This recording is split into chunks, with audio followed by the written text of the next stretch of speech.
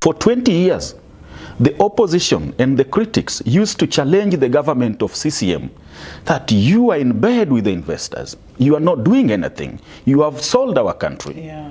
Finally, somebody came from the same CCM and said, enough is enough. I campaigned in 2015. I was challenged by the voters. Now I have to make decisions. We may challenge him today, but if you were in his position and you know the politics, our politics were dominated by two things in the past 20 years. Yeah.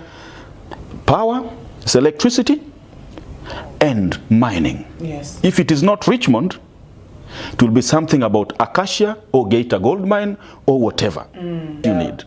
But look at Africa. We import more food. The amount of money we spend on importing food has overtaken what we spend in military. So if you are serious, you will think twice something is wrong. Yeah. One investor told me in Santon, and you can quote Manoa Esipisu, Yes. who was my lecturer in those days. Oh, really? We are sitting there. He said, look, we are robbing Tanzania very badly. But the bad thing is, we were not in the parliament. There were no whites in that parliament. So you don't blame us. We were given on a silver plate. What do we do? So this is something that's happened. Painful. It's happened. Now, the question will be, why are we blaming investors? I think the first blame should go to the legislative, the policy makers. That's why sometimes Magufuli, as a president, will tell you, who has bewitched this country? Yes. To the point that we could not think that as a country, 50, 60 million, we can't think, we can't see that this is evil. Imagine. Because you sit down and you say, what happened? The legislative.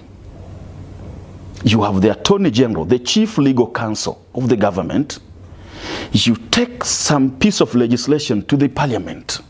And the guy say, Pite, yes, ndiyo bwana. But what they don't know, and they will even dance in the floor of the parliament, dancing for selling their own country. That's heartbreaking. That's very wrong. You know, in other countries, that's treason. Yes. Because you are committing, you know, it's an economic treason. You are committing economic treason against the United Republic of Tanzania. Yeah.